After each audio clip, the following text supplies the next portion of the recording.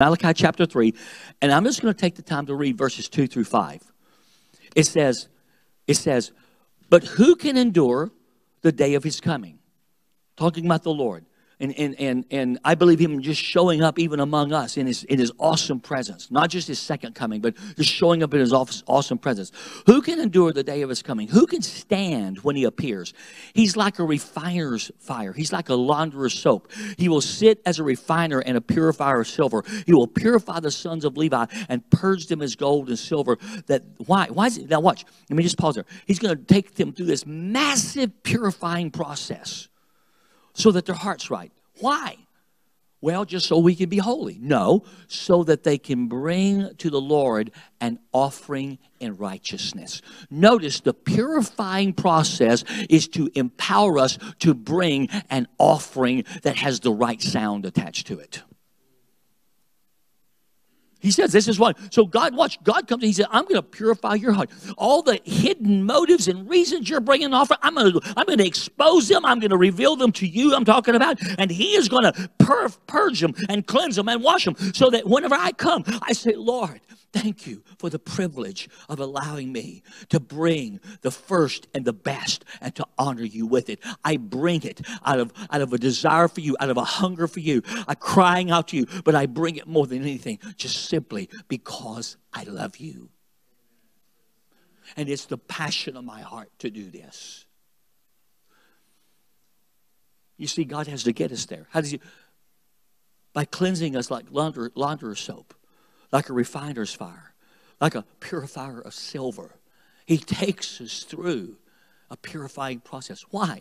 That they may offer to me an offering in righteousness, an offering that has the right testimony attached to it. You say, how do you know that? Well, let's continue.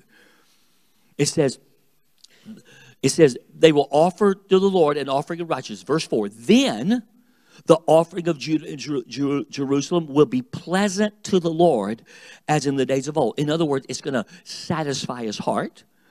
As in former years, watch what's going to happen. This is so amazing. He says, whenever that kind of an offering comes to me with the right testimony attached to it, watch what he says, and I will come near you for judgment. Or it literally means to render a verdict. Now God's talking as judge. Based on the giving that you're releasing, I will come near you for judgment. I will be a swift witness against sorcerers, perjurers, adulterers, against those who exploit wage earners and widows and orphans, and against those who turn away an alien because they do not fear me, says the Lord of hosts. Here's what God said. When my people bring me an offering in righteousness, it will release a testimony that will let me bring judgment that will produce justice in a culture. That will deal with that which causes adultery, that will deal with that which exploits wage earners, that will deal with sorcery and witchcraft, that will deal with liars and corruption in government, that it'll deal with everything that's polluting our society. God said, when my people bring me an offering in righteousness, it will speak in my courts and I will release judgment against these things in culture. You see, you need to understand the greatest thing we can do in a church service is bring an offering to the Lord in righteousness. Because it doesn't just release blessing over your life, it gives God the legal right to judge issues in our culture. And to release justice against that which would pollute and fight against his purposes. Why? Because the sound and the testimony our money is releasing before him.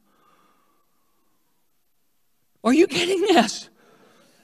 That literally, when we took up the offering a while ago, whether we know it or not, everybody's offering that went into that plate had a sound attached to it. But watch, there was also a corporate sound attached to it. Did that offering, is it now speaking in the courts before God the judge, giving him the right to be a swift witness? Not slow, swift. If the church in America would do this, there would be no government shutdown. God would begin to release judgments. that would propel justice into place. Because watch this, you can't have justice without judgment. And listen, judgment is not the activity of an angry God. It simply means a decision rendered that begins to let equity and justice come into place. He said, I'll judge sorcery, manipulation, control, intimidation. I'll judge adultery. I'll judge that which is destroying homes. I'll judge that in the American culture.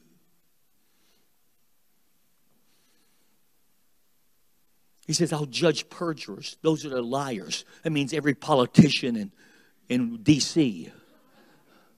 I'll judge them. Maybe not everyone, but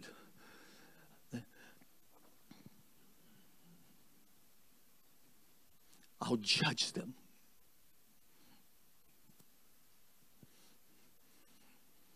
Everything's oppressing wage earners. I'll judge them. Watch. Those who turn away an alien. You want immigration solved?